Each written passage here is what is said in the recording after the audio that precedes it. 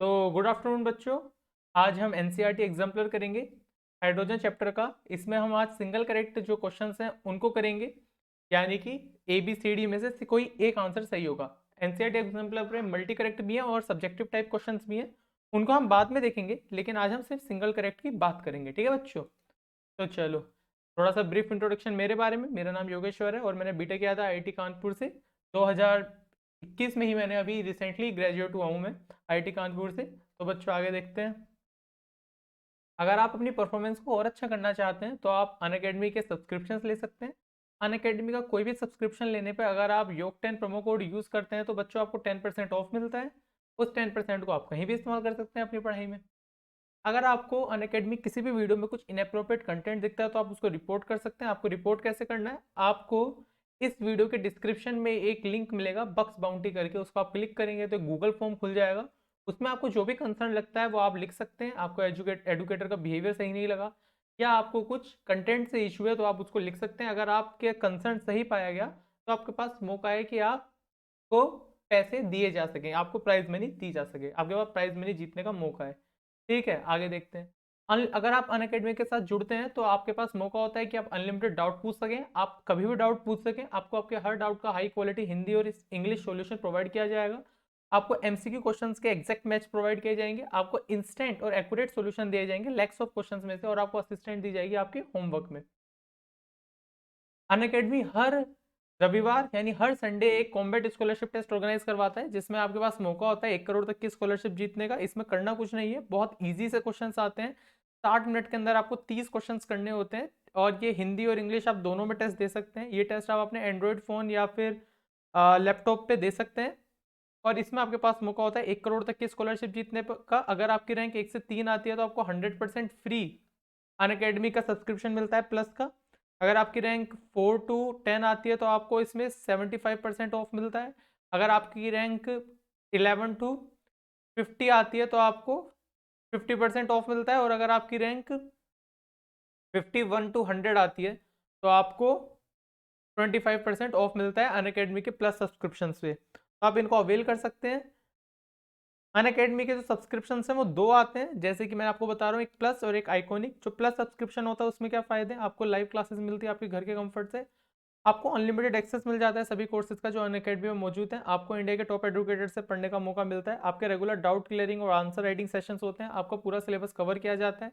आपको group mentorship और guidance दी जाती है। आपको जो पढ़ाया जाता है उसका स्टडी मटेरियल आपको पीडीएफ फॉर्मेट में प्रोवाइड किया जाता है। आपके प्रैक्टिस टेस्ट होते हैं, लाइव टेस्ट सीरीज होती है, और बैच कोर्स होता है जो पीयर बन जाता है, ताकि आप अच्छे से अपना कवर कर पाएँ, अच्छे से अपने डाउट क्लियर कर पाएँ, अपने दोस्तों के साथ बैठ के अपने डाउट सोल्व कर पाएँ। तो ये फ़ायदे हैं, ठीक है ना।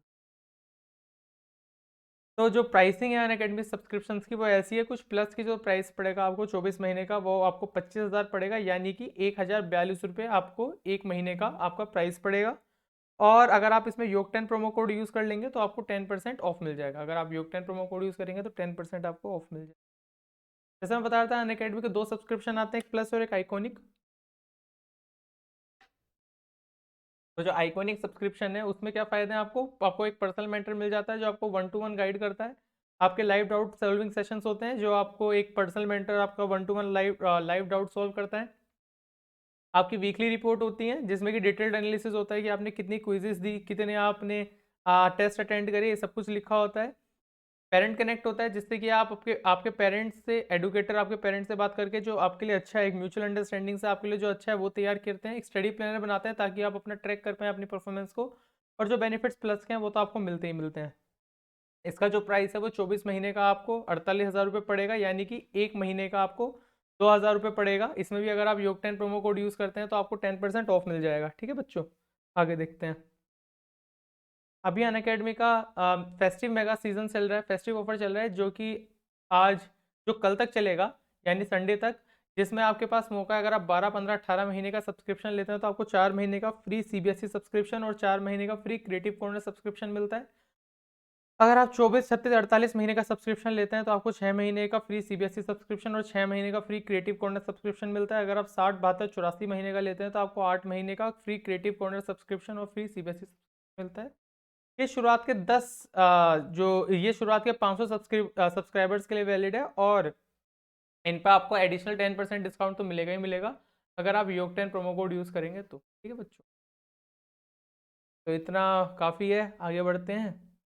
एनसीईआरटी एग्जाम्पलर देखेंगे आज हम हाइड्रोजन का एनसीईआरटी एग्जाम्पलर। इसमें जो मैंने जो इसमें डाला है वो सिंगल करेक्ट वाले हैं। सिंगल करेक्ट मतलब कि चार में से कोई एक आंसर होगा, चार में से कोई एक सही होगा। मल्टी करेक्ट भी होते हैं, तो मल्टी करेक्ट मैंने इसमें नहीं डाले हैं, सिंगल करेक्ट डाले हैं, तो एक एक करके देखते हैं।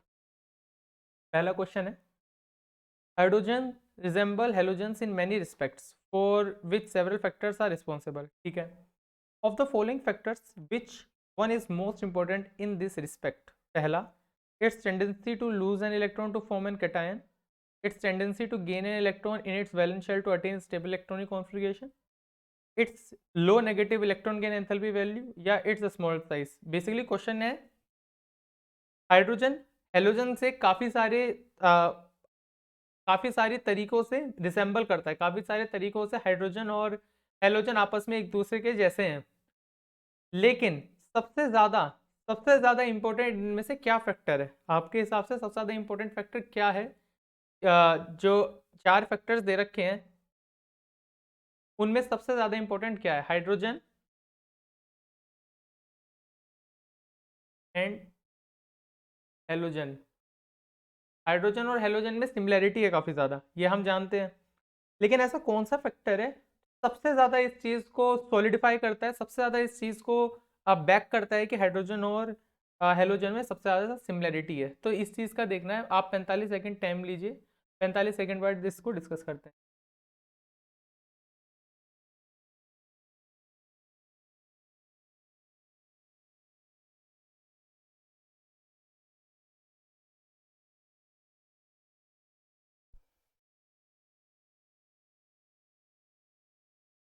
ठीक है, 45 सेकंड आप सोचिए इसका क्या होना चाहिए, एक एक ऑप्शन देखिए, एक एक को एनालाइज कीजिए, उसके बाद डिस्कस करते हैं कि इसका क्या होगा।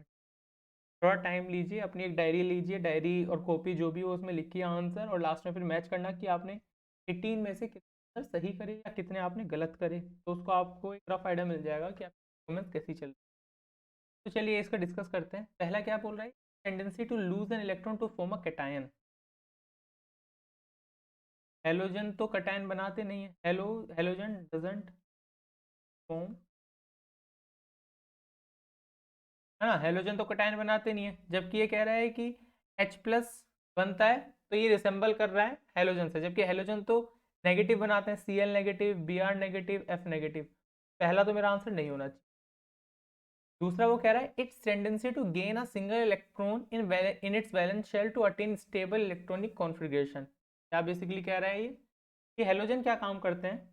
हेलोजन क्या काम करते हैं कि एक इलेक्ट्रॉन एक्सेप्ट करके नोबल गैस कॉन्फ़िगरेशन वो अटेन कर लेते हैं। जैसे फ्लोरीन है, फ्लोरीन के पास 9 इलेक्ट्रॉन होते हैं, वो एक इलेक्ट्रॉन एक्सेप्ट करता है और F नेगेटिव बना देता है। F नेगेटिव के पास 10 इलेक्ट्रॉन होते हैं, और जो इसकी इलेक्ट्रॉनिक कॉन्फ़िगरेशन होती है F नेगेटिव की, वो नोबल गैस से मैच करते, किससे? नियोन से मैच कर रही होती है। ऐसे क्लोरीन होता है, क्लोरीन एक इलेक्ट्रॉन एक्सेप्ट करता है और Cl नेगेटिव बना देता है, इसकी जो इलेक्ट्रॉनिक कॉन्फ़िगरेशन है वो आर्गन से मैच कर रही होती है। ऐसे हमारा ब्रोमीन है, ब्रोमीन एक इलेक्ट्रॉन लेता है और Br नेगेटिव बना देता है, इसकी जो इलेक्ट्रॉनिक कॉन्फ़िगरेशन है वो Br, इसकी जो इलेक्ट्रॉनिक कॉन्फ़िगरेशन है वो हाइड्रोजन किससे मैच करती है बेटा?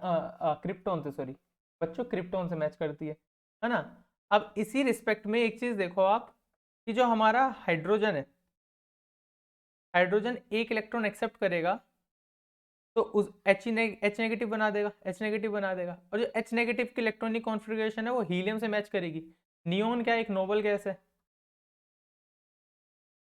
आर्गन क्या एक नोबल गैस है, क्रिप्टॉन क्या एक नोबल गैस है, और हीलियम क्या एक नोबल गैस है। यानी जब ये तीनों क्या हेलोजेंस हैं, ये तीनों क्या हेलोजेंस हैं, हेलोजेंस हैं, यानी हेलोजेंस एक इलेक्ट्रॉन एक्सेप्ट करके नोबल गैस कॉन्फ़िगरेशन अटेन करते हैं। सेम उसी तरीके से हाइड्रोजन भी एक इलेक्ट्रॉन एक्सेप्ट करके नोबल गैस कॉन्फ़िगरेशन अटेन कर सकता है ना। तो ये बात ऑलमोस्ट ठीक है कि हेलोजेंस और हाइड्रोजन दोनों एक इलेक्ट्रॉन एक्सेप्ट करके नोबल गैस कॉन्फ़िगरेशन अटेन करते हैं। तीसरा पॉइंट क्या कह रहा है? It's low negative electron gain enthalpy value. देखो इलेक्ट्रॉन गेन एंथैल्पी वैल्यू जो होती है हेलोजेंस की वो बहुत हाई होती है, ठीक है ना, हेलोजेंस की बहुत हाई होती है और हाइड्रोजन की लो होती है, तो ये तो कोई मैचिंग का पॉइंट है नहीं, हटा दो। और क्या बोल रहे हैं, it's small size, small size से कोई लेना देना नहीं है, हाइड्रोजन का साइज बहुत छोटा होता है जबकि फ्लोरीन का बड़ा होता है, क्लोरीन का और बड़ा होता है, तो साइज का कोई लेना देना है नहीं यहाँ।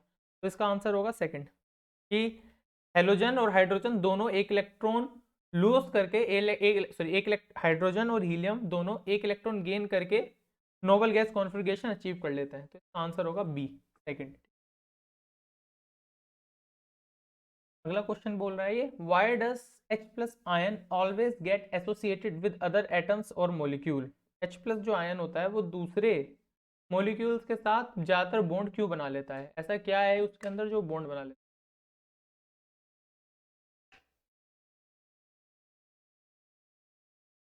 इसके आप 45 सेकंड टाइम लीजिए, सोचिए एक एक ऑप्शन को, उसके बाद डिस्कस। आप 45 सेकंड सोचिए एक एक ऑप्शन को, फिर उसके बाद डिस्कस।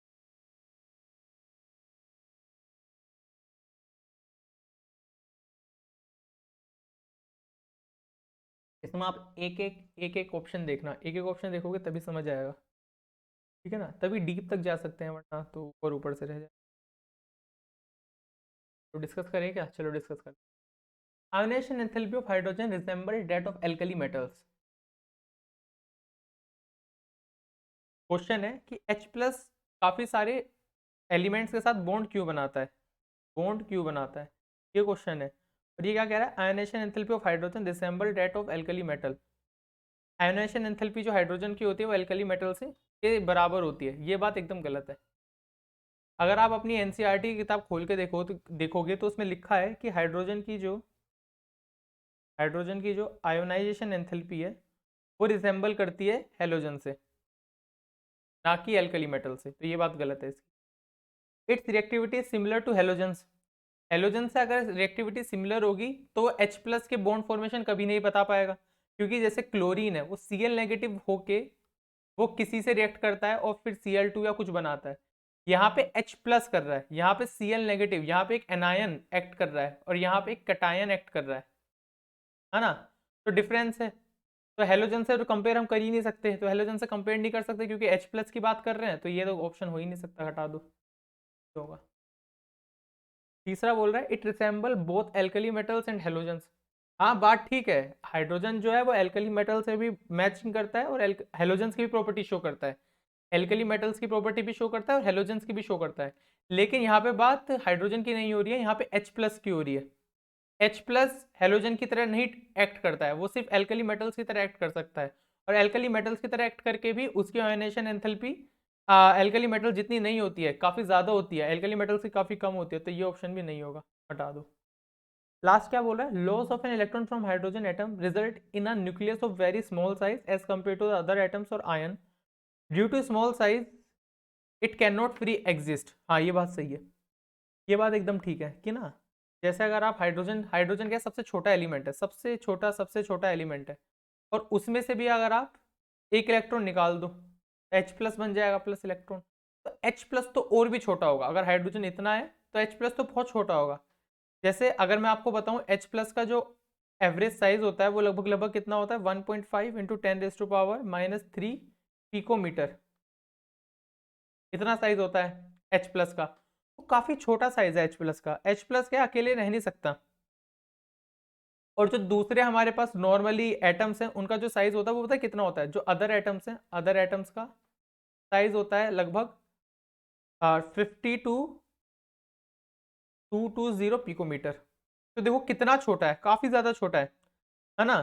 तो ये अब कभी अकेला रह नहीं पाता, इसलिए क्या काम करता है, दूसरे एटम्स और मॉलिक्यूल्स के साथ एसोसिएट होने की कोशिश करता है। अगर दूसरे एटम्स और मॉलिक्यूल्स के साथ एसोसिएट होने की कोशिश करेगा तो कंपाउंड अपने आप बनाएगा, तो इसलिए H प्लस फ्रीली एग्जिस्ट नहीं कर पाता, इसलिए दूसरों के साथ एसोसिएट होने की कोशिश करता है, और इसके एसोसिएशन के कारण क्या होता है, अनेक तरह के अलग अलग तरह के काफी कंपाउंड बनते हैं। तो इसलिए हम कह सकते हैं कि हाँ जो मेन रीजन है H प्लस के ज्यादातर कंपाउंड बनाने का वो इसका स्मॉल साइज है, वो छोटा साइज है, छोटे साइज के कारण वो बहुत ज्यादा कंपाउंड बनाता है, क्योंकि वो छोटे साइज में अपना स्टेबल नहीं है, तो इसका फोर्थ होगा इसका आंसर, फोर्थ। आगे देखते हैं। क्वेश्चन नंबर थर्ड है, metal hydrides are ionic covalent and और molecular in nature among LiH, NaH, KH, RbS, CSH, the correct order of increasing ionic character is. Basically ये कह रहा है कि मतलब जो मेटल हाइड्राइड्स होती हैं वो आयनिक भी होती है नेचर में, कोवेलेंट भी होती हैं, और मतलब आयनिक और कोवेलेंट दोनों होती है नेचर में। तो हमें मेटल हाइड्राइड्स का जो फर्स्ट ग्रुप वन की जो मेटल हाइड्राइड्स हैं, ग्रुप वन की जो मेटल हाइड्राइड्स हैं, ग्रुप वन की जो मेटल हाइड्राइड्स हैं, उनके अंदर ऑर्डर बताना है उनके मेटेलिक करेक्टर आयनिक करेक्टर्स का, order of ionic characters, order of ionic characters, ionic characters का ऑर्डर बताना है। इसके लिए मैं आपको हिंट दे देता हूँ, थिंक अबाउट साइज।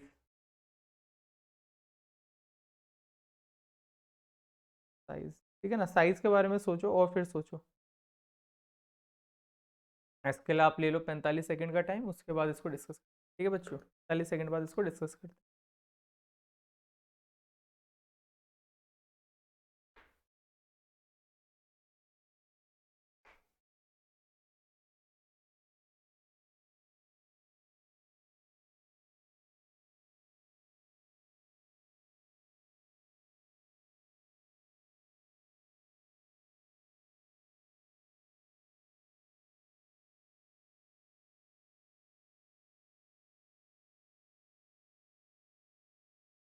उसके बाद एक सिंपल सा रूल बताऊंगा, उसको याद रखना तो काम हो जाएगा।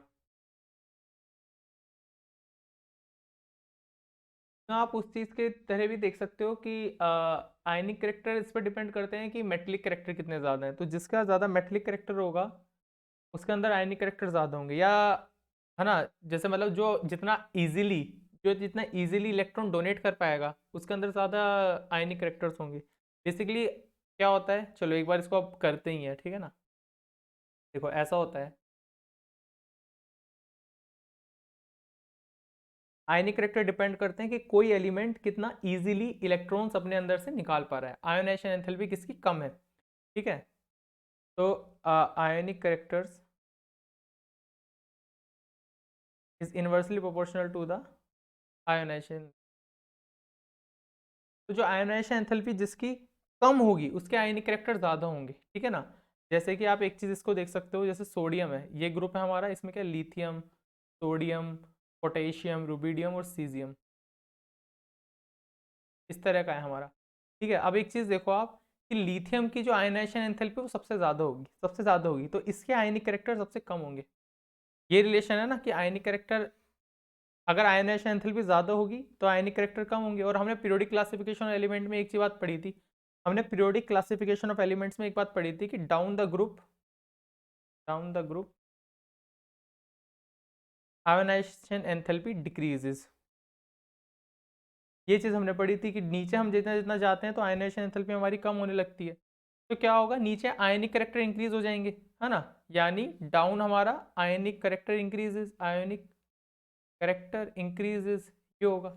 यानी कि सीजियम हाइड्राइड जो होगा मेरा सबसे ज़्यादा आयनिक करेक्टर्स रखेगा, उसके बाद रुबिडियम हाइड्राइड रखेगा, फिर उसके बाद पोटेशियम हाइड्राइड, फिर सोडियम हाइड्राइड, और उसके बाद लिथियम हाइड्राइड। तो ये ऑर्डर होगा मेरा आयनिक करेक्टर्स का। तो देखते हैं कहाँ है सबसे ज़्यादा आयनिक करेक्टर होंगे मेरे, सीजियम हाइड्राइड में, ये रहा सीजियम, फिर रुबिडियम हाइड्राइड, फिर पोटेशियम हाइड्राइड, फिर सोडियम हाइड्राइड और लिथियम हाइड्राइड। और एक बार और बात बता दूं कि लिथियम हाइड्राइड जो होता है इसके अंदर तो इतने कम आयनिक करेक्टर्स होते हैं कि इसको हम कोवेलेंटली ट्रीट करते हैं। इसके अंदर इतने कम आयनिक करेक्टर्स होते हैं लिथियम हाइड्राइड के अंदर कि इसको हम कोवेलेंट ही की तरह ही ट्रीट करने लगते हैं, ठीक है ना। तो इसका आंसर क्या होगा बच्चों, सिंपल सा इसका आंसर होगा बी, सेकंड। इसका जिन्होंने सेकंड किया था वो सही किया था, जिन्होंने नहीं किया था वो इस चीज़ को याद रखना, इस चीज़ को याद रखना, आपका आंसर आगे सही आएगा। आगे देखते हैं।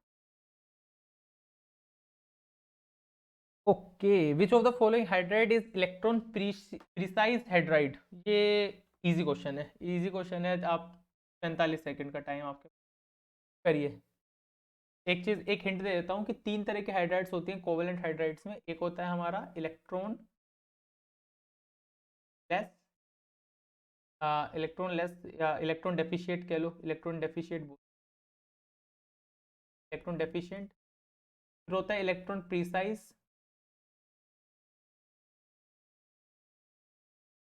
फिर होता है इलेक्ट्रॉन रिच। तीन तरह की होती हैं हाइड्राइड्स, ठीक है ना। अब इसने इलेक्ट्रॉन प्रीसाइज के बारे में पूछा है कि इनमें से कौन है, ठीक है ना।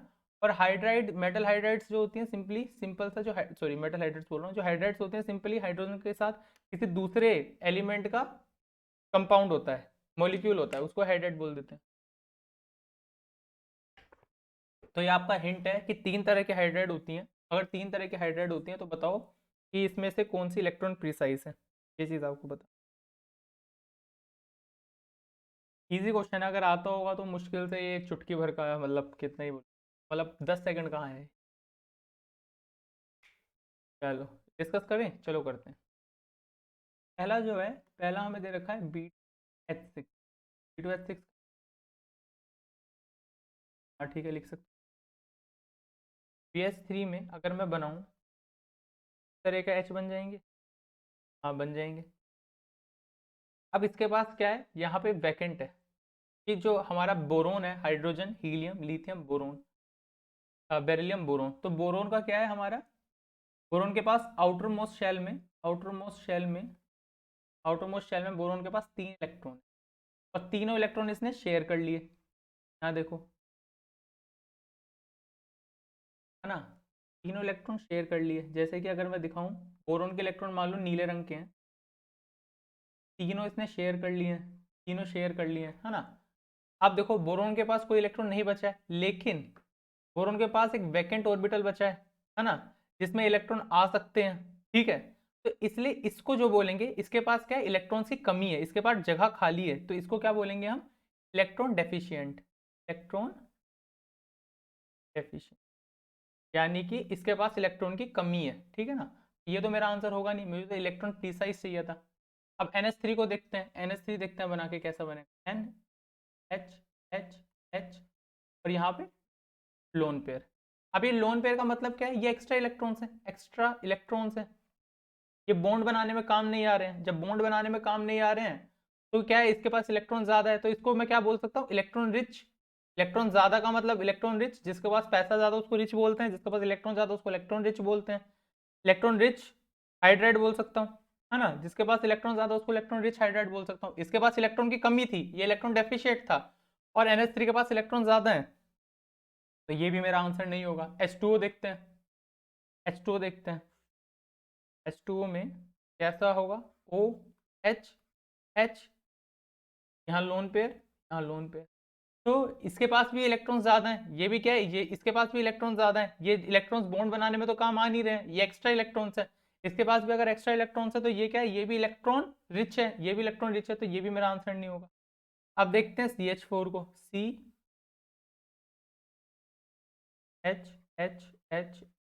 कार्बन के पास 4 इलेक्ट्रॉन होते हैं आउटर मोस्ट शेल में, है ना, कार्बन के पास 4 इलेक्ट्रॉन होते हैं आउटर मोस्ट शेल में, है ना, और चारों ही बॉन्ड फॉर्मेशन में यूज हो रहे हैं, चारों इलेक्ट्रॉन ही बॉन्ड फॉर्मेशन में यूज हो रहे हैं। अगर चारों इलेक्ट्रॉन बॉन्ड फॉर्मेशन में यूज हो रहे हैं तो इसका मतलब क्या है, इसके पास ना इलेक्ट्रॉन्स की कमी है, ना इलेक्ट्रॉन्स इसके पास ज्यादा है, ना ये इलेक्ट्रॉन डेफिशिएंट है, ना इलेक्ट्रॉन रिच है। जब इसके पास ना कमी है ना ज्यादा है, तो यही आंसर होगा। इलेक्ट्रॉन प्रीसाइज मतलब एग्जैक्टली उतने इलेक्ट्रॉन है जितने बॉन्ड बनाने के लिए जरूरी है, ना उससे कम ना उससे ज्यादा, ठीक है ना। तो ये हमारा आंसर होगा, और ना कहीं पे खाली स्पेस है, जैसे यहाँ पे देखो खाली स्पेस था, ना कहीं पे खाली स्पेस, तो ये हमारा आंसर होगा इसका CH4, ठीक है ना। आगे, ये तो बहुत आसान है, तो हाँ इसके लिए 30 सेकंड। क्या लिखा है, radioactive elements emit, emit मतलब निकालते हैं अपने अंदर से, alpha beta and gamma rays and are characterized by their half life, ठीक है। The radioactive isotope of hydrogen is, hydrogen का रेडियो एक्टिव आइसोटोप क्या कौन सा है बताओ, ये तो आसान है मतलब, ठीक है बताओ कौन सा रेडियो एक्टिव आइसोटोप कौन।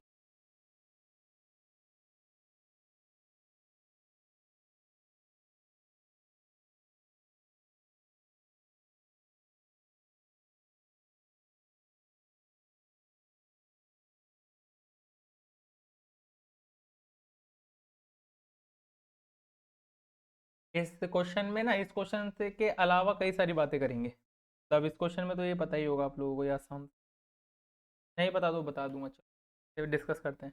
देखो हाइड्रोजन के 3 आइसोटोप होते हैं, हाइड्रोजन के आइसोटोप,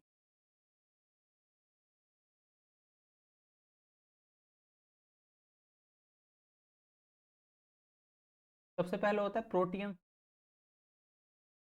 तो देखो प्रोटियम होता है, सबसे पहले होता है प्रोटियम। उसके बाद होता है ड्यूटेरियम। और उसके बाद होता है ट्रिटेरियम। ट्रिटियम। प्रोटियम का मतलब क्या होता है, इसके पास न्यूट्रॉन जीरो होते हैं और प्रोटॉन एक होता है। ड्यूटेरियम में न्यूट्रॉन एक होता है और प्रोटॉन एक होता है। इसमें न्यूट्रॉन दो होते हैं और प्रोटॉन, ठीक है ना। ये नॉर्मल होता है, इसको हम H से रिप्रेजेंट कर रहे होते हैं। ये थोड़ा भारी होता है, इसको D से रिप्रेजेंट करते हैं, सबसे भारी होता है इसको। जो ट्रिटियम होता है वो रेडियो एक्टिव होता है, जो ट्रिटियम आइसोटोप है वो रेडियो एक्टिव होता है। तो आंसर तो होगा ये। अब कई सारी चीजें डिस्कस कर सकते हैं। हाफ लाइफ पूछ लेते हैं, half life. Half life of tritium. Half life कितनी? 12 पॉइंट। हाफ लाइफ का मतलब क्या हुआ? सबसे पहले अब ये इंपॉर्टेंट है कि हाफ लाइफ का मतलब क्या होता है। बेसिकली हाफ लाइफ का मतलब होता है कि अच्छा आधी जिंदगी काफी सारे लोग सोच रहे होंगे आधी जिंदगी, ये सब नहीं है। देखो ऐसा होता है, सपोज करो कि आपके एक 100 एक 100 कंसंट्रेशन की कोई चीज़ है, ठीक है ना। उसको 50 होने में कितना टाइम लगेगा, उसको बोलते हैं हाफ लाइफ। यानी अगर मैं बोलूं कि मेरा ट्रिटियम यहाँ पे 100 कंसंट्रेशन पे है ना, ट्रिटियम 100 है, तो उसको 50 होने में मुझे 12.33 ईयर्स लग जाए। ये होता है हाफ लाइफ। अब मेरा 50 पे, 50 से 25 होने पे 50 का आधा कितना होगा, 25। इतने होने में 12.33। फिर 25 से 12.5 होने में, ये 25 का आधा कितना होगा, 12.5। इतना होने में 12.33 ईयर्स लग ये। फिर इसको 6.25 होने, ये 12.5 का 12.3, ये होता है। इतनी लंबी मैंने साइकिल क्यों बना के दिखाई है तुम लोगों को, क्योंकि कई सारे लोगों को ये लग रहा होगा, जब मैंने पहला स्टेप लिखा था तो कई सारे लोगों को ये लग रहा होगा कि देखो यहाँ तो ये 100 हो गया है ना, यहाँ तो 100 हो गया और 100 से 50 जाने में 12.33 लगा। तो 100 टू जीरो जाने में इसका दुगना टाइम लगेगा। ऐसा नहीं होता है, ये इस तरीके से कम होता जाता है, इस तरीके से कम होता है जिस हिसाब से मैंने आपको दिखाया, ठीक है ना। कि पहले 100 टू 50 जाने में 12.33, 50 टू 25 जाने में 12.33, 25 टू 12.5 जाने में 12.3, 12.5 से 6.25 जाने में 12.33 ईयर्स लगते हैं। इस तरीके से इसको बोलते हैं हाफ लाइफ, ठीक है। अच्छा एक चीज़ मेरे को और बतानी थी आप लोगों को, तो बताऊँ, यहाँ पे बताया, यहाँ पे क्वेश्चन नंबर उससे रिलेटेड है, लेकिन मतलब ये याद रखना क्वेश्चन नंबर 5 से रिलेटेड है, ठीक है ना। क्वेश्चन नंबर 5 की बस एक चीज़ याद रखना कि अगर जैसे इन फ्यूचर ये चीज़ काम आएगी, अगर एन पाई पी रेशियो आपका 1.5 से ज़्यादा है तो ये इंप्लाई करता है यूजुअली रेडियो एक्टिव कंपाउंड।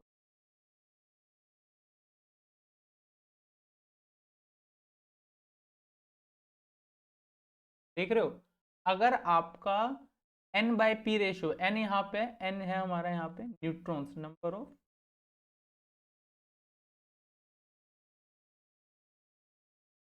ये है मेरा,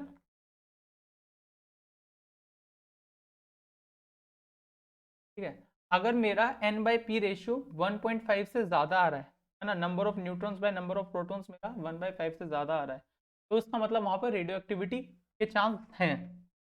अब देखो ट्रिटियम के केस का देखते हैं क्या होता है। ट्रिटियम में मेरे पास एक प्रोटॉन है और मेरे पास दो न्यूट्रॉन्स हैं, है ना, ये होता है। निकाल के देखते हैं 2/1, है ना, 2/1 मतलब 2 इज ग्रेटर देन 1.5, तो यानी यहाँ पे रेडियो एक्टिविटी हो सकती है।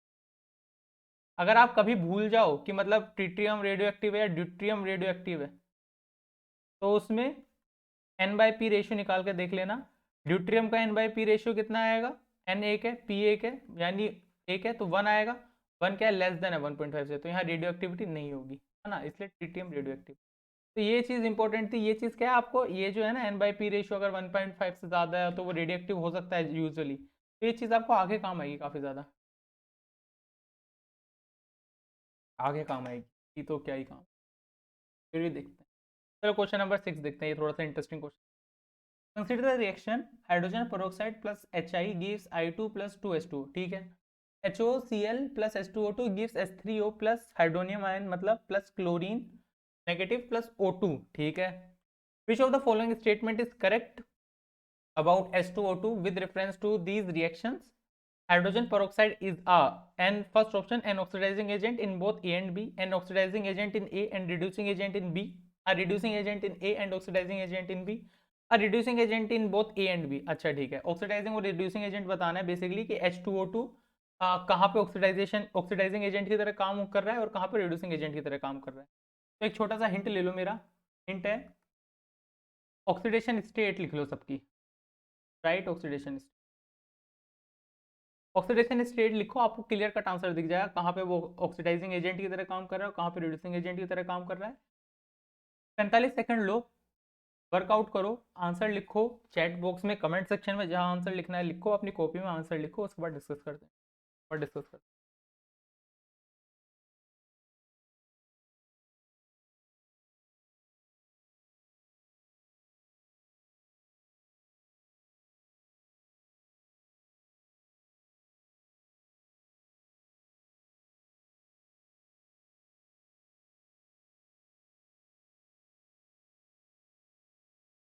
ऑक्सीडेशन नंबर ध्यान से लिखना बस, ऑक्सीडेशन नंबर में गलती करोगे तो ही इशू आएगा, वरना नहीं आ सकता।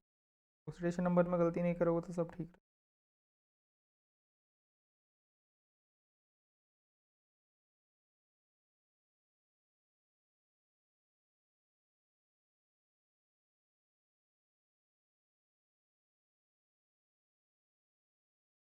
चलो करें क्या डिस्कस, बताओ तो बच्चों, करें क्या। ये भी रिकॉर्डेड लेक्चर है तो कैसे पता लगेगा मुझे कि, चलो करते हैं। बेसिकली देखो ऐसा है, ऑक्सीडेशन नंबर लिख के देखते हैं। तो हाइड्रोजन पर ऑक्साइड है, -1 होगा ऑक्सीजन का, हाइड्रोजन का +1 ऑक्सीजन। एच में HI का -1 होगा, I ज़्यादा इलेक्ट्रोनेगेटिव है और H का +1 होगा।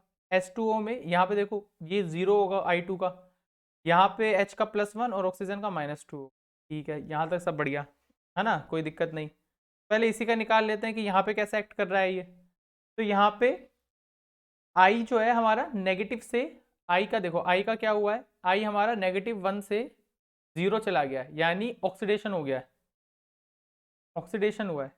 तो ऑक्सीडेशन करवाया होगा किसी ने, किसने, H2O2 ही करवा सकता है। तो H2O2 यहाँ पे कैसे काम करेगा, इसने क्या काम करवाया, ऑक्सीडेशन करवाया। ऑक्सीडाइजेशन करवाने वाले को क्या कहेंगे हम, ऑक्सीडाइजिंग एजेंट। ये क्या था हमारा, ये ऑक्सीडाइजिंग एजेंट था, ठीक है। तो इतना तो मुझे क्लियर है कि जो रिएक्शन 1 है मेरी, उसमें hydrogen peroxide as a oxidizing agent तो काम कर रहा है, ठीक है ना। तो ऑप्शन सी देखो, ऑप्शन सी में कह रहा है कि ए में रिड्यूसिंग एजेंट की तरह काम कर रहा है, नहीं ये तो होगा नहीं। ऑप्शन फोर्थ में कह रहा है कि ए में रिड्यूसिंग एजेंट की तरह काम कर रहा है, नहीं, ए में तो ऑक्सीडाइजिंग एजेंट की तरह काम कर रहा है। तो या तो आंसर मेरा फर्स्ट होगा या सेकंड होगा, ठीक है ना।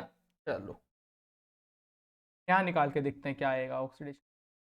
ये +1 आएगा इसका, ये -2 आएगा, ठीक है, और यहाँ +1 आएगा, ये +1, ये -1, ये यहाँ पे आपका +1 माइनस, ये यहाँ पे -1 और ये 0। तो यहाँ पे देखो क्लोरीन के साथ क्या हुआ, क्लोरीन मेरा +1 से -1 चला गया है। +1 से -1 मतलब रिडक्शन हुआ है क्लोरीन का, क्लोरीन का क्या हुआ है यहाँ पे, रिडक्शन हुआ। तो रिडक्शन किसी ने करवाया होगा, तो कौन है क्लोरीन के साथ, HOCl के साथ कौन रिएक्शन कर रहा है, H2O2। तो H2O2 ने ही रिडक्शन करवाया होगा। तो H2O2 ने ही रिडक्शन करवाया होगा अगर, तो फिर H2O2 क्या हुआ, रिडक्शन करवाने वाला एजेंट हुआ, यानी क्यों क्या हुआ, रिड्यूसिंग एजेंट हुआ, रिड्यूसिंग एजेंट, हाँ रिड्यूसिंग एजेंट हुआ। यहाँ पे यहाँ पे एज ऑक्सीडाइजिंग एजेंट की तरह काम कर रहा है ना, यहाँ पे एज ऑक्सीडाइजिंग एजेंट की तरह काम कर रहा है H2O2, और यहाँ पे एज रिड्यूसिंग एजेंट की तरह काम कर रहा है। तो सेकंड देखो, सेकंड ऑप्शन है an oxidising agent in A, हाँ बात सही है, an reducing agent in B, हाँ बात सही है। इसका बी हो, इसका आंसर बी होगा, बी। आगे बढ़ते हैं, क्या बोल रहा है, the oxide that gives H2O2 on treatment with dilute H2SO4 is, अच्छा हाँ ठीक है, ये अच्छा क्वेश्चन है, अच्छा क्वेश्चन है। हिंट दे सकता हूँ, हिंट है, think about oxidation number. Without ये H2SO4 की रिएक्शन और ये सब भी तुम्हें याद करने की जरूरत नहीं है, सिर्फ ऑक्सीडेशन नंबर को याद कर लोगे या उसको समझ लोगे तब भी तुम्हें पता लगे। के लिए आप 45 सेकंड का टाइम लो, फिर इसका डिस्कस।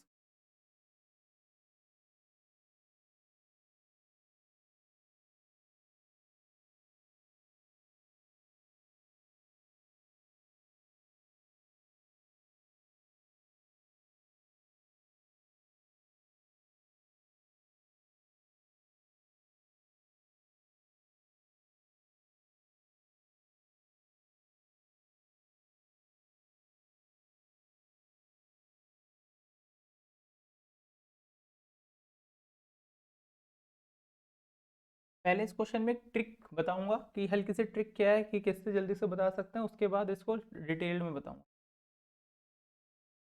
चलो डिस्कस करते हैं। ट्रिक तो बेटा ये है सिंपल सा, तुम्हें बताई,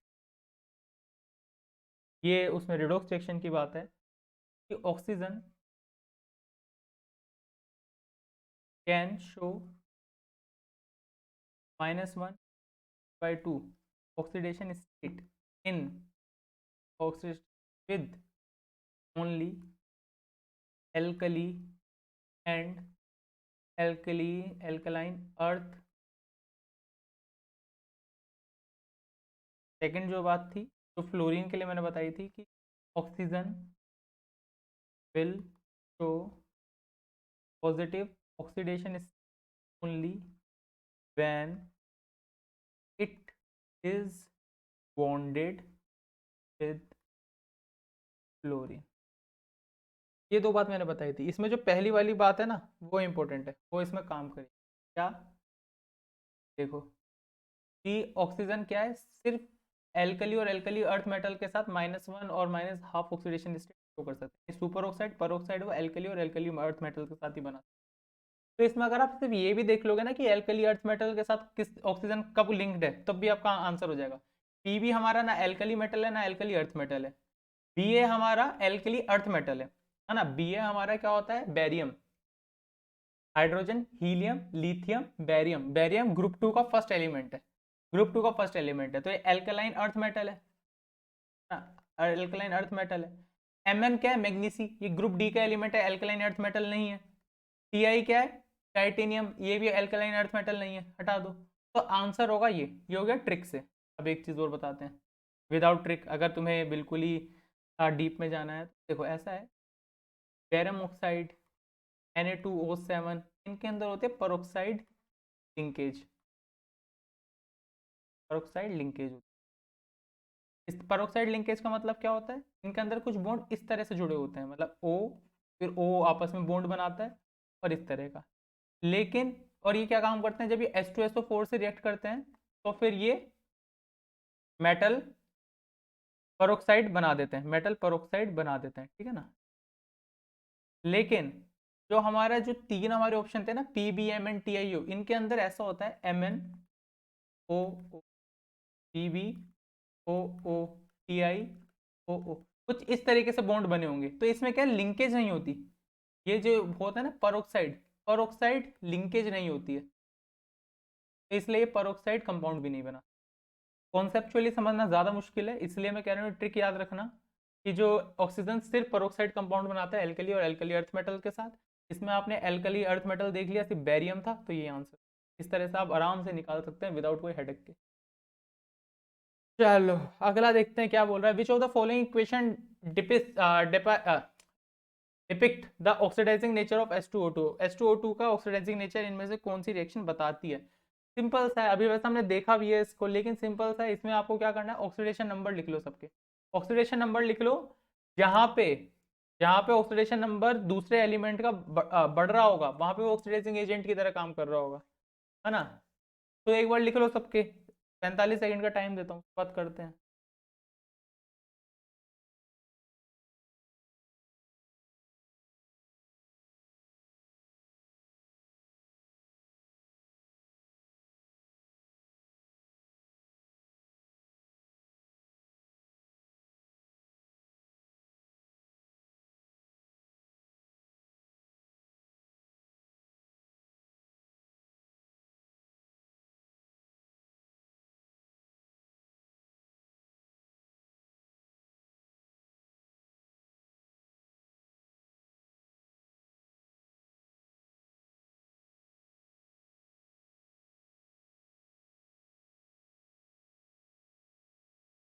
चलो एक बार बताता हूँ। तो ऐसा करो, सबका जो मैं कह रहा हूँ कि सिंपल सा क्या है, सबका लिख लो क्या है होगा, है ना, ऑक्सीडाइजिंग नंबर, ऑक्सीडेशन नंबर क्या होगा सिंपली।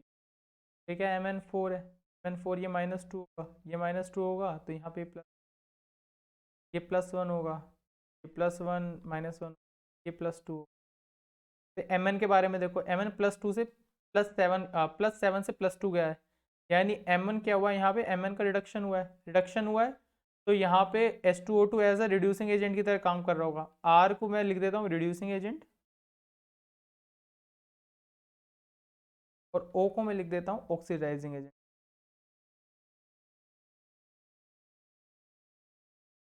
यहाँ पे ये एज अ R की तरह काम करेगा रिड्यूसिंग। आगे देखते हैं, Fe+3 है, और यहाँ पे Fe+2 है, यानी +3 से +2 यानी रिड्यूस हुआ है, तो यहाँ पे भी H2O2 एज अ रिड्यूसिंग एजेंट की तरह काम कर रहा होगा। यहाँ पे I-1 था और I0, यानी -1 से 0, यानी बढ़ा है, नंबर बढ़ा है, यानी यहाँ पे ऑक्सीडेशन हुआ है, तो यहाँ पे H2O2 ऑक्सीडाइजिंग एजेंट की तरह काम कर रहा होगा। KiO4 में देखते हैं, A+1 ऑक्सीजन -2 और -8, ये हो जाएगा +7, और यहाँ पे क्या होगा, यहाँ होगा +5, +7 टू +5 जा रहा है, I +7 टू +5 जा रहा है, यानी कि रिड्यूस हो रहा है, तो यहाँ पे भी H2O2 एज अ रिड्यूसिंग एजेंट काम कर रहा होगा। तो ऑक्सीडाइजिंग एजेंट सिर्फ तीसरे में काम कर रहा है, और वही रिएक्शन हमें बता रही है कि H2O2 as a oxidizing properties भी शो करता है, H2O2 ऑक्सीडाइजिंग प्रॉपर्टीज भी शो करता है, हमें थर्ड रिएक्शन ही ये चीज़ बता रही है। तो आंसर क्या होगा, थर्ड ही होगा, ठीक है ना, आंसर थर्ड। आगे बढ़ते हैं, एक बार खुद साफ करके देखो। तीसरा, आप 45 सेकंड का टाइम लीजिए, फिर करके देखिए क्या बोल रहा है। Which of the following equation depict reducing nature of H2O2। Similar question है जैसा हमारे पहले क्वेश्चन किया था, एकदम एग्जैक्ट क्वेश्चन है, कुछ है नहीं, एकदम सेम टू सेम क्वेश्चन है। एक बार आप करके देखिए, कहीं पे डाउट है तो पूछिए, मतलब मैं एक बार फिर करके दिखाता हूँ। 45 सेकंड का आप टाइम ले लीजिए, उसके बाद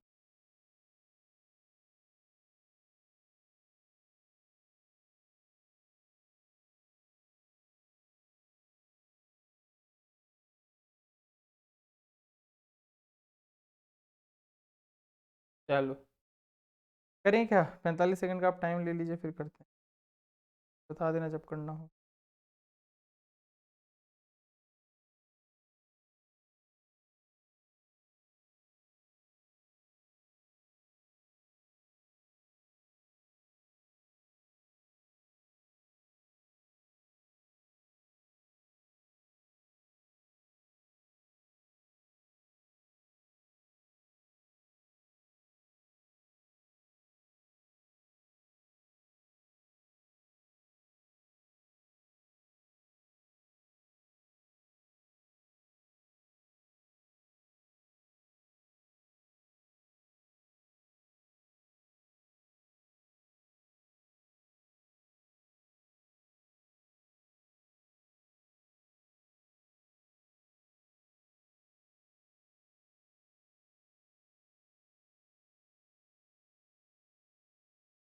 चलो एक बार देखते हैं।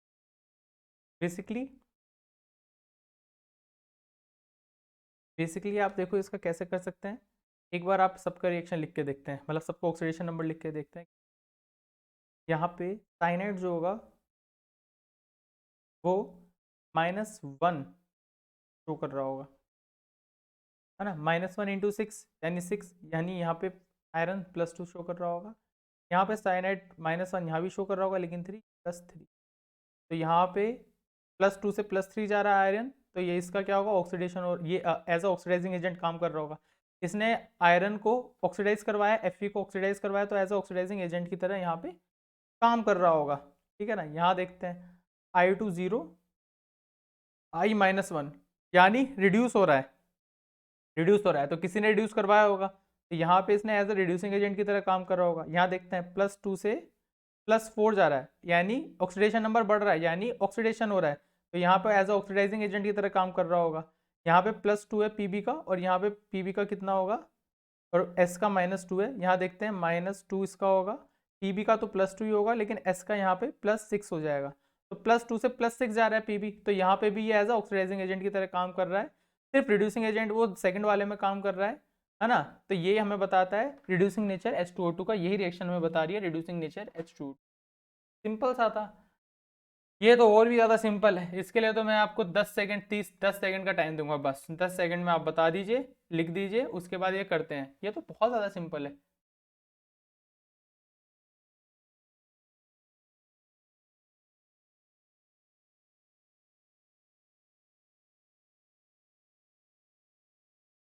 एक बार देखते हैं। Hydrogen peroxide is an oxidising agent, a reducing agent, both है next oxidising agent and reducing agent. Hydrogen peroxide क्या है? एक ऑक्सीडाइजिंग एजेंट है, एक रिड्यूसिंग एजेंट, या दोनों है, ये ऑक्सीडाइजिंग एजेंट भी है और रिड्यूसिंग एजेंट भी। तो ये बताना है। ये तो आसान है काफ़ी।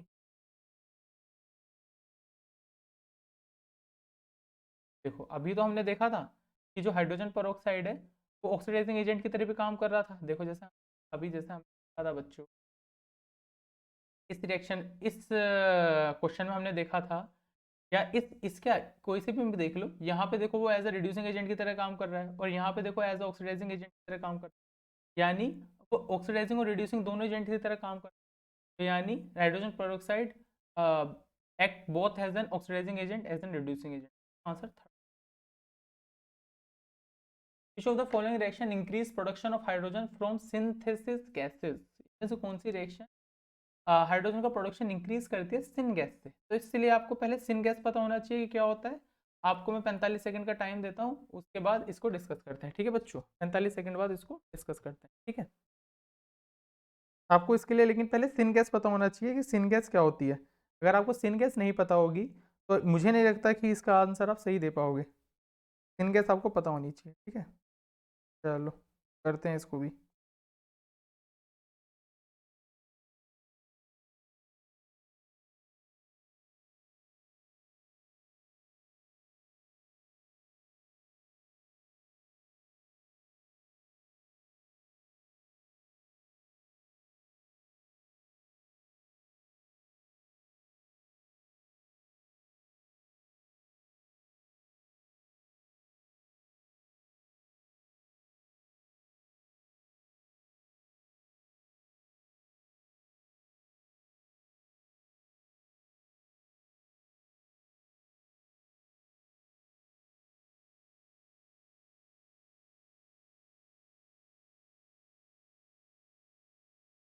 चलो इसको डिस्कस कर।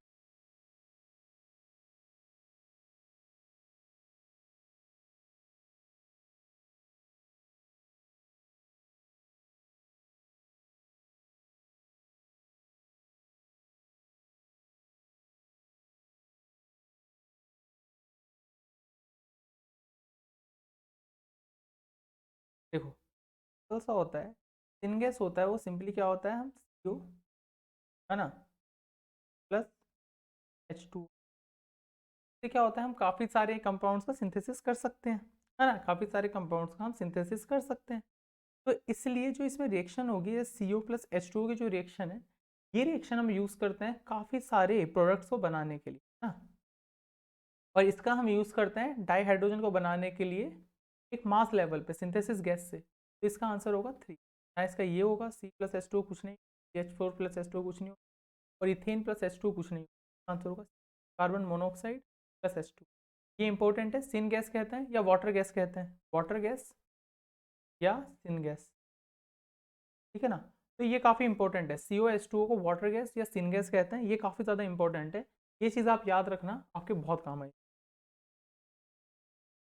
When sodium peroxide is treated with dilute sulfuric acid, we get, when sodium peroxide को हम डाइल्यूटेड सल्फ्यूरिक एसिड से रिएक्ट करवाते हैं तो हमें क्या मिलता है?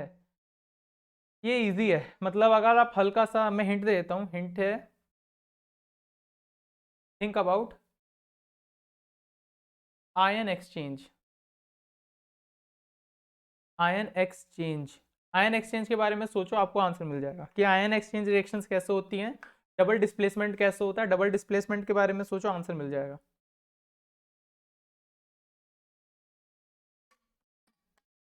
उसके बाद डिस्कस करता हूँ, उसके बाद मैं बताता हूँ कि क्या आंसर होगा।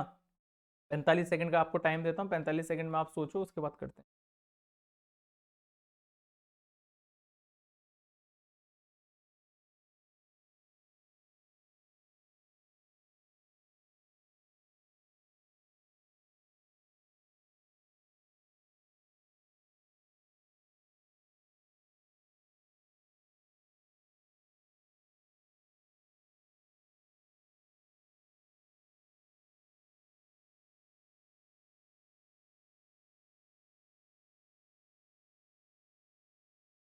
Na2O2 सोडियम पेरोक्साइड होता है और H2SO4 हमारा डाइल्यूट सल्फ्यूरिक एसिड। तो बताते हैं इसका। चलो करते हैं। मैंने क्या बोला था आप लोगों को कि थिंक अबाउट आयन एक्सचेंज, कि आयन या डबल डिस्प्लेसमेंट रिएक्शन कैसे होती है। तो ये डबल डिस्प्लेसमेंट रिएक्शन का ही एग्जाम्पल। अब देखो इसमें आपको आयन तोड़ दो, ये क्या बनाएगा, Na+ और O2 2 नेगेटिव, है ना। O2 2 नेगेटिव, क्योंकि ये परोक्साइड है, ये इस तरह का बनाएगा। H2SO4 को देखो आप, H2SO4 क्या काम करेगा, H2SO4 H+ और SO4 2 नेगेटिव, इस तरह के आयन बना रहा होगा, है ना। H2SO4 इस तरह का आयन बना रहा होगा, ठीक है। तो अभी देखते हैं कि क्या बनेगा। तो Na की रिएक्शन हो जाएगी इसके साथ, इस आयन के साथ, और O2 की रिएक्शन हो जाएगी इस आयन के साथ, इस पॉजिटिव आयन के साथ, है ना। एनायन और कैटायन मिलके तो क्या बना देंगे, आयन एक्सचेंज करके NaSO4 Na2SO4 sodium sulphate plus H2O2 sodium sulphate plus hydrogen peroxide, ठीक है। इस तरह की हमारी रिएक्शन बनेगी ये। तो अभी देखो इसमें से क्या है, कौन सा इन्होंने आंसर दे रखा है, sodium sulphate and water. Sodium sulphate तो बन रहा है लेकिन वाटर नहीं बन रहा, गलत है। Sodium sulphate and oxygen, sodium sulphate बनता है लेकिन ऑक्सीजन नहीं बनता, गलत है।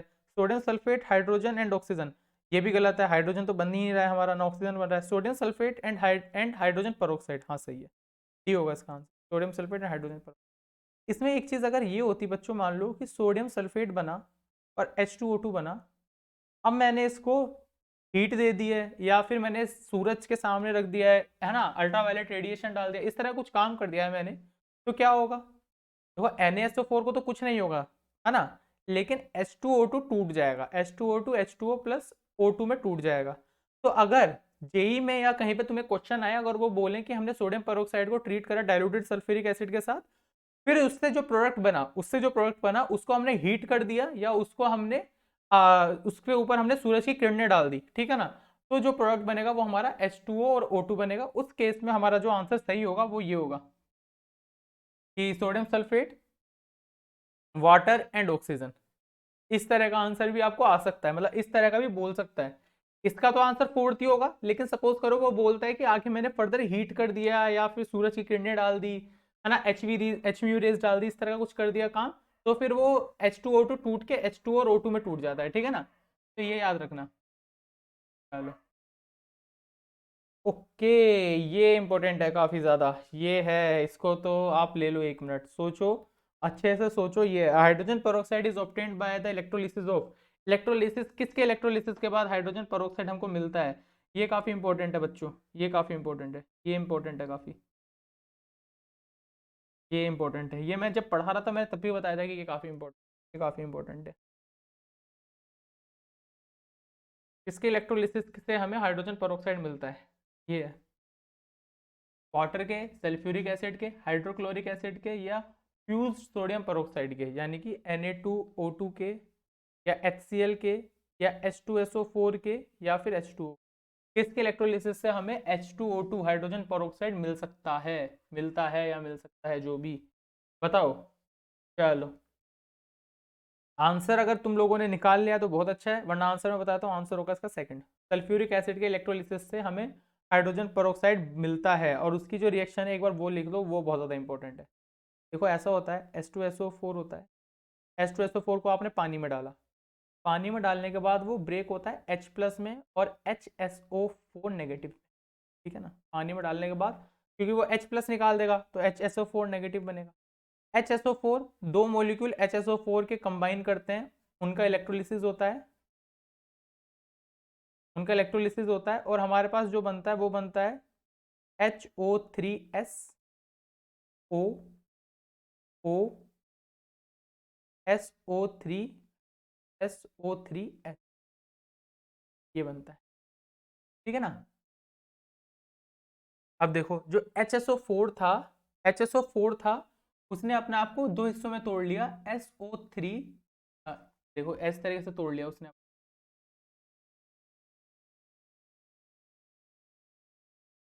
देखो उसने ऐसे तोड़ लिया अपने आप को, SO3, है ना, और यहाँ पे लिंक बना लिया दूसरे के साथ, OSO3H। जो अभी हम कुछ देर बाद पहले बात कर रहे थे ना परऑक्साइड लिंकेज की, ये वही परऑक्साइड लिंकेज है, ये वही परऑक्साइड लिंकेज है। अब क्या होता है, इसको मैं क्या काम करता हूँ फर्दर, इसको मैं हाइड्रोलाइज कर देता हूँ। हाइड्रोलाइज मतलब पानी से रिएक्शन करवा देता हूँ। पानी से रिएक्शन करवाने के बाद मुझे वापस से मेरा H2SO4 मिल जाता है और H2O2 मिल जाता है, और इस H2SO4 को मैं रिसाइकल करके वापस से यूज कर लेता हूँ। तो ये एक तरीका है सल्फ्यूरिक एसिड से H2SO4 बनाने का, और इसमें ये कंपाउंड इंपॉर्टेंट है, ये कई बार जेई ने पूछा है, तो इस पर ध्यान देना। ये कंपाउंड बहुत ज्यादा इंपॉर्टेंट है, ये कैसे बना, इसमें पेरोक्साइड लिंकेज है, किस तरह का है, तो ये ध्यान देना। HSO4 नेगेटिव के इलेक्ट्रोलिसिस, ये इंपॉर्टेंट। 14 देखते हैं। विच of the following reaction is an example of use of water gas in the synthesis of other compound. Water gas, अरे यार वाटर गैस तुम्हें पता होगी बच्चों, तो आंसर दे दोगे, नहीं पता होगी तो कैसे दे पाओगे। वाटर गैस पता होनी चाहिए बस इसमें लिए तो, और कुछ है नहीं इसके अंदर।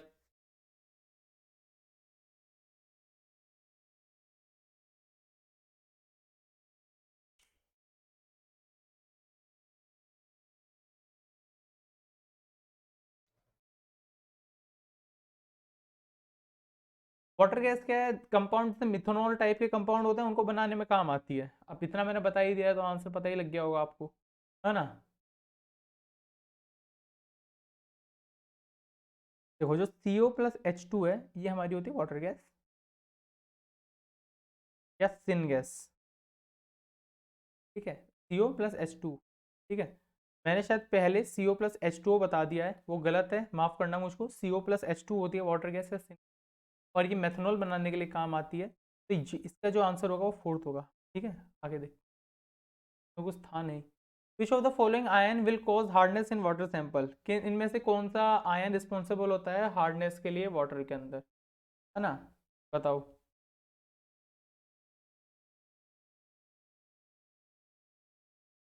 देखो हार्डनेस दो तरह की होती हैं, चलो वो सब छोड़ो।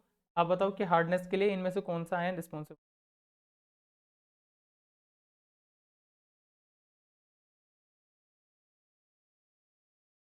45 सेकंड का आप टाइम ले लो, उसके बाद सोच। सिंपल सी, चलो ठीक है, आप 45 second. Temporary hardness, permanent hardness, दोनों में कॉमन होता है, हार्डनेस में कॉमन होता ही है ये, है ना। यहाँ पे टेम्पररी या परमानेंट हार्डनेस की बात नहीं कर रहे हैं, यहाँ पे सिर्फ हार्डनेस की बात कर रहे हैं कि पानी के अंदर हार्डनेस है तो उसमें कौन सा आयन प्रेजेंट होगा होगा, तो इस बारे में सोचना। कई बार यहाँ पे लोग, मेरे को लग रहा है कि दो जगह कंफ्यूज हो रहे होंगे कि सर कौन सा होगा, है ना, दो ऑप्शंस में वो एलिमिनेट करवाने करने में दिक्कत आ रही होगी, लेकिन सिर्फ उसके बारे में सोचना जहाँ पे जो परमानेंट और टेम्परेरी दोनों हार्डनेस वाले पानी में रहता है। चलो, चलो डिस्कस करते हैं अब। देखो ऐसा होता है, दो तरह की हार्डनेस होती है, एक टेम्परेरी हार्डनेस होती है, एक परमानेंट हार्डनेस होती है। टेम्परेरी हार्डनेस, दो तरह की हमारे पास हार्डनेस होती है। जो टेम्परेरी हार्डनेस होती है उसमें क्या होता है बच्चों, उसमें Mg2+ और Ca2+ के साथ हाइड्रोजन कार्बोनेट, बाइकार्बोनेट प्रेजेंट होता है, HCO नेगेटिव। यहाँ पे क्या होता है परमानेंट में, Mg2+ Ca2+ के साथ क्लोरीन और सल्फेट, ये आयन प्रेजेंट होते हैं, ठीक है ना, सल्फेट आयन प्रेजेंट होते हैं। तो यहाँ पे देखो Mg2+ और Ca2+, Mg2+ और Ca2+ ऐसे हैं जो टेम्पररी हार्डनेस और परमानेंट हार्डनेस, कोई भी हार्डनेस हो वो मौजूद होंगे ही होंगे। तो यहाँ पे देखो हमें Ca2+ दे रखा है, यानी Ca2+ ऐसा है जो हार्डनेस के लिए रिस्पॉन्सिबल है, तो Ca2+ इसका आंसर होगा। आगे देखते हैं। विच of the following compound is used for water softening, ये तो याद करने वाला क्वेश्चन था, इससे एक बार देख लो। Which of the following compound use for water softening, पानी को सॉफ्ट करने के लिए कौन सा कंपाउंड इस्तेमाल होता है, ये तो देख लो, ये याद करने वाला है आप लोगों को।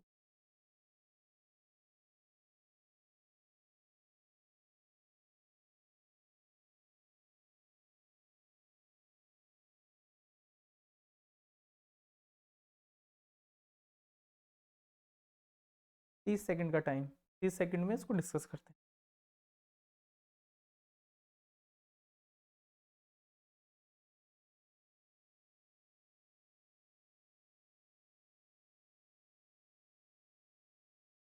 देखो, चलो 30 सेकंड बाद डिस्कस।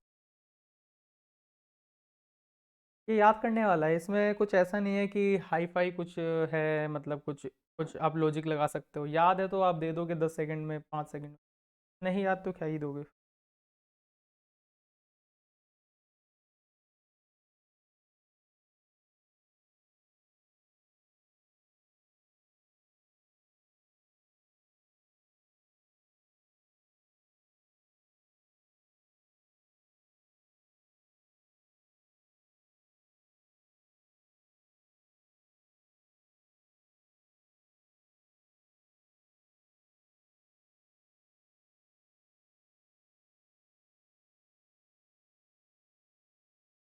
चलो, बेसिकली ऐसा है कि इसका आंसर है थर्ड, ठीक है ना, थर्ड इसका आंसर है। और इस कंपाउंड के बारे में थोड़ा सा हम पढ़ लेते हैं, क्या है Na6P6O18। इसको बोलते हैं sodium hexa phosphate, sodium hexa phosphate बोलते हैं। और कॉमर्शियली इसको कैलगोन बोलते हैं। कॉमर्शियली इसको हम क्या बोलते हैं? कैलगोन, कैलगोन, कॉमर्शियली कैलगोन बोलते हैं, है ना।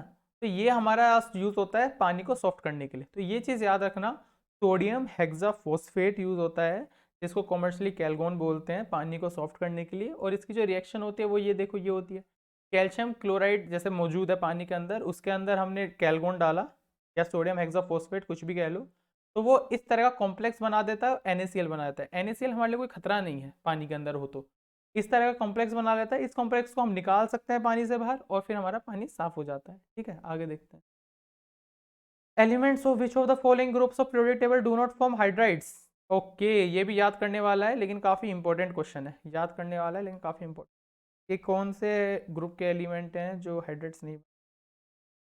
ये काफ़ी ज़्यादा इंपॉर्टेंट है, याद करने वाला है लेकिन इंपॉर्टेंट, 10 सेकंड का है लेकिन याद करने वाला।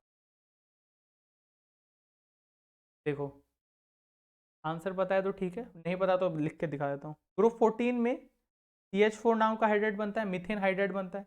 ग्रुप 13 में मेरा barium hydroxide, hydrogen helium lithium beryllium, boron, boron hydroxide बनता है। ग्रुप 15 16 17 में NH3 H2O और HCl, ये हाइड्रेट्स मेरे बनते हैं। HF मेरा हाइड्रेट्स है, ये हाइड्रेट्स बनते हैं, है ना। तो ग्रुप 13 14 15 16 और 17 में मेरे हाइड्रेट्स बन रहे हैं।